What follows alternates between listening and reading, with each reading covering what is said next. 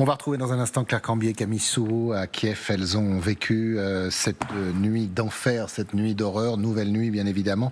Mais juste avant, je voulais vous montrer ces images. Voilà ce que ça donne quand Moscou décide d'envoyer un peu plus de 600 drones et missiles sur l'Ukraine. Et principalement, cette nuit, c'était la capitale ukrainienne qui était visée.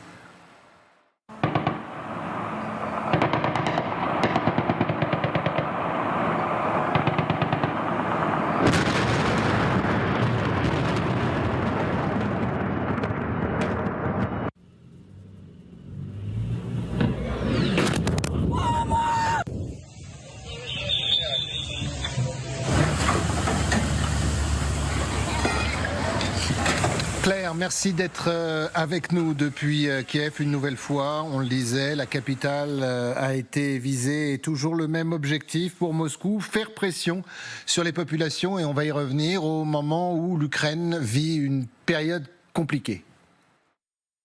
Kiev a été particulièrement ciblé cette nuit avec plusieurs quartiers résidentiels touchés, comme ici, vous pouvez voir ces débris de verre qui jonchent le sol. Et ici, ce cratère dans cette façade d'immeuble créé a priori par un débris de Shahed. Miraculeusement, il n'y a ici que des blessés. Les attaques ont duré toute la nuit. Rendez-vous compte, l'alerte a duré de 11h30 du soir jusqu'à 9h30 ce matin. Là, il y a du sang, mais ça n'est pas le nôtre. Nous, on dormait. Mon mari m'a protégée. On a couru dans le couloir et la voisine de l'appartement à côté a frappé à la porte. Elle était blessée à cause des éclats. Oui, alors vous le voyez, nous sommes dans l'appartement qui a été le plus touché par cette frappe. Vous voyez ici les restes d'une cuisine, une machine à café, un bol. Tout a été détruit. Il y a une odeur de brûlé qui est très importante. Et évidemment, tous les habitants de cet immeuble sont particulièrement choqués aujourd'hui. On était sous le choc, mais on est content d'être en vie. On a juste vu un flash. J'ai vraiment eu très peur. Ce que ciblaient principalement les Russes cette nuit, ce sont les infrastructures énergétiques. Et d'ailleurs, ce matin, la ville s'est retrouvée sans eau, sans électricité. C'est pour ça que les générateurs sont sortis. Merci beaucoup Claire, merci à Camille Souraud qui vous accompagne, merci à l'ensemble de nos équipes sans qui suivre ce conflit, cette guerre serait impossible. On va partir à Miami parce que pendant ce temps-là, une délégation ukrainienne s'est envolée pour les États-Unis. La partie va être très très compliquée. On va parler de ces soupçons de corruption, on va parler du bras droit également de Volodymyr Zelensky qui a quitté son poste et des remous que cela entraîne bien évidemment dans la population ukrainienne, mais également, vous allez le voir, chez les alliés de l'Ukraine. On va retrouver Thomas Misraki et Morgan Pope. Merci beaucoup. Alors, pour que nos téléspectateurs soient au courant de votre emploi du temps, mon cher Thomas, vous êtes à Mar-a-Lago. Hier, vous avez passé beaucoup de temps, et on va y revenir, avec des Trumpistes, avec des MAGA. Donc on va essayer de savoir ce qu'ils pensent de la politique américaine en ce qui concerne l'Ukraine, des accointances avec Moscou. Mais d'abord, on va parler météo avec vous. Quel est le temps qui entoure ces négociations qui vont reprendre dans quelques instants ? Alors, pour tout vous dire, la météo ici est très capricieuse. Depuis qu'on est arrivé, pas mal de pluie, beaucoup d'humidité. Aujourd'hui, ça a l'air de s'améliorer, comme vous le voyez peut-être autour de moi. Un léger vent et environ 20 degrés. Donc un climat très agréable, beaucoup plus agréable pour les Ukrainiens que le climat de Kiev ces dernières heures. Alors Thomas, ce climat, est-ce qu'il laisse présager des rencontres et des négociations fructueuses, ou alors là où vous êtes, c'est un beau décor, mais la partie sera compliquée ? Ça risque d'être compliqué. Ce que l'on sait, c'est que cette délégation ukrainienne, elle est partie il y a quelques heures et qu'elle devrait arriver ici dans les heures qui viennent. Il y a 5 minutes environ, nous venons de voir passer avec Morgan Pope les journalistes accrédités pour une conférence de presse qui devrait se tenir tout à l'heure à Mar-a-Lago. Nous essayons d'en faire partie. On va voir comment on peut rentrer ou retourner, nous aussi, sur la propriété. Ce que je peux vous dire aussi, c'est que cette délégation ukrainienne, elle comptera 9 membres d'octobre. Elle est menée par le chef ou le secrétaire du Conseil national de la sécurité et de la défense d'Ukraine. Il y a parmi cette délégation aussi le chef des renseignements, mais vous l'aurez noté, évidemment, Andriy Yermak, le bras droit de Volodymyr Zelensky, n'en fait pas partie puisqu'il a démissionné de son poste. Ce que ces Ukrainiens viennent faire ici, c'est s'assurer que ce qui a été négocié avec les Américains le week-end dernier reste bien ce qui sera présenté à Moscou dans les jours qui viennent par Steve Witkoff, qui doit se rendre dans la capitale russe pour rencontrer pour la 5e fois le maître du Kremlin. Et c'est cela dont veulent s'assurer les Ukrainiens. C'est une sorte de service après-vente. Ils veulent aussi commencer à élaborer la suite, disent-ils, mais pour eux, le plus important, évidemment, ce sera de faire en sorte que les Américains ne trahissent pas leurs paroles et qu'ils arrivent à Moscou avec le plan qui a été négocié avec M. Driscoll à Genève la semaine dernière. Voilà pour les enjeux. Alors, on ne sait pas précisément, évidemment, si côté américain, il y aura tous les plus hauts représentants. On ne sait pas si Marco Rubio sera présent, par exemple. On ne sait pas si M. Driscoll sera là aujourd'hui, très certainement. On ne sait pas non plus si Steve Witkoff sera présent ici à Mar-a-Lago. Ce que je peux vous dire, ça c'est une certitude parce qu'on l'a aperçu ces derniers jours, c'est que le président des États-Unis, Donald Trump, est bien présent ici, en famille d'ailleurs. On ne sait pas en revanche si lui participera ou non aux négociations. D'un mot, Thomas, je le disais, hier vous avez rencontré des soutiens de Donald Trump, cette fameuse communauté MAGA. Qu'est-ce qu'ils pensent de la guerre en Ukraine et surtout de la position ambiguë parfois des États-Unis vis-à-vis de la Russie ? C'est très intéressant comme question, Christophe, parce qu'on a pu rencontrer des proches de Donald Trump, des proches du secrétaire d'État américain Marco Rubio, à l'intérieur de Mar-a-Lago et à l'extérieur de Mar-a-Lago depuis que nous sommes arrivés.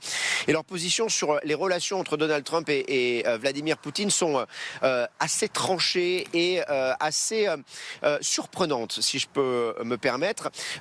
Leur soutien à Donald Trump est total, soyons bien clairs là-dessus. En revanche, ils estiment en quelque sorte, et pardonnez-moi l'expression, que le président américain se fait rouler dans la farine par le président russe. Tous notent une certaine admiration de Donald Trump pour Vladimir Poutine et ne comprennent pas son logiciel, sa logique.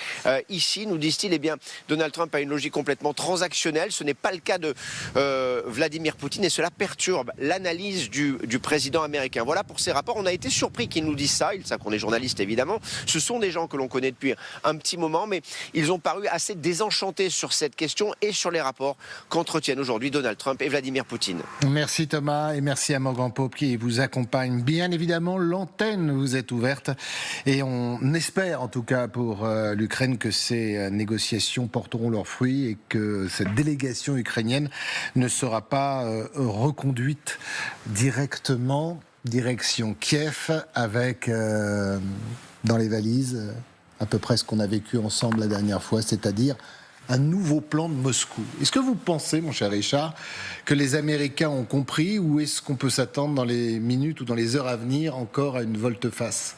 Je ne pense pas que Donald Trump ait compris puisque de toute manière l'objectif de Donald Trump c'est un deal avec la Russie. Et je dis bien un deal, d'où un certain nombre d'incompréhensions sur la manière de fonctionner, comme vient de l'expliquer Thomas. Mais de toute façon, son objectif, c'est ça.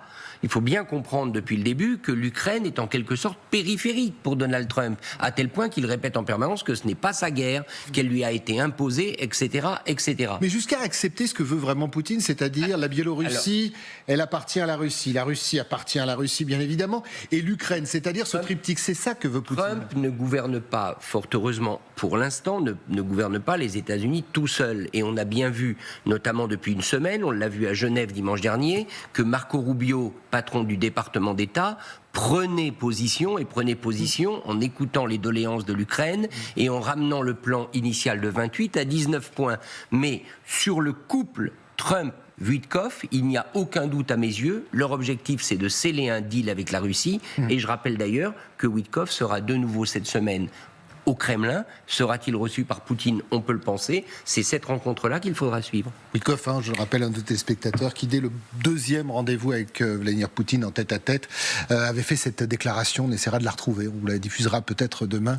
Il était tombé, comme disent les Canadiens, en amour pour Vladimir Poutine, ce qui peut augurer quelques difficultés pour la suite. Et Witkoff est aussi le grand ami de Donald Trump. Il a son oreille. C'est pas pour rien c'est lui qui est envoyé en Russie auprès de Vladimir. Qui est un agent immobilier, un promoteur immobilier. Même profil que Donald Trump sur ce point. Donc effectivement, il a cette vision business qui est très forte. Il a cette admiration pour les Russes. Son interlocuteur aussi privilégié, c'est Kirill Dmitriev, côté russe, qui est celui qui dirige le Fonds souverain. Voilà. Et on sait que les deux hommes s'entendent bien. Très proche de Poutine.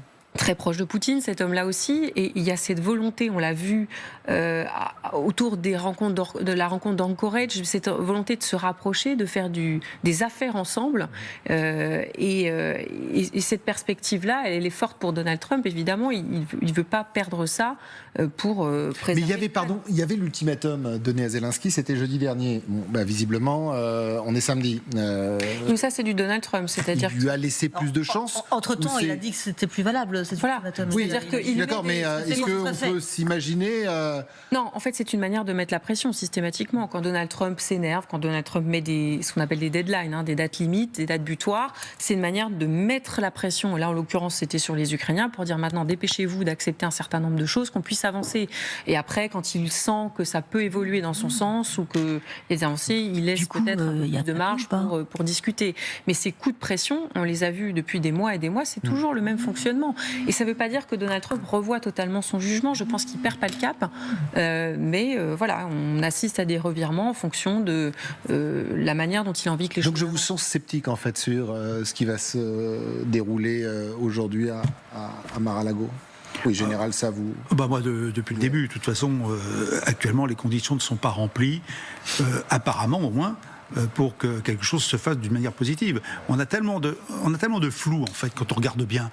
Et quand on regarde les plans, au moins celui qu'on a eu en public, le premier, il est tellement incohérent avec des sujets qui sont indéfendables, des propositions qui ne tiennent pas la route. Aujourd'hui, on est encore un petit peu là. Donc, qu'est-ce qui va se passer? Je pense que c'est un petit peu la visite de la dernière chance pour la délégation ukrainienne, pour essayer d'obtenir quelque chose d'un peu plus ferme. Effectivement, puisqu'il y a cette rencontre la semaine prochaine à Moscou, oui, éviter que, comme d'habitude, on change de braquet, et qu'on passe dans l'autre direction. Là, je pense qu'on cherche à parer au plus pressé, à éviter finalement que tout s'effondre. Et quand on voit toutes les affaires dont on a parlé tout à l'heure, moi, je ne suis pas très optimiste. Il y a trop de choses entre le terrain d'un côté, dont on ne parle plus beaucoup actuellement, mais qui est quand même là. On a quand même ceux dont on a parlé tout à l'heure, les attaques de pétroliers, qui sont quand même... Alors on va... Ouais.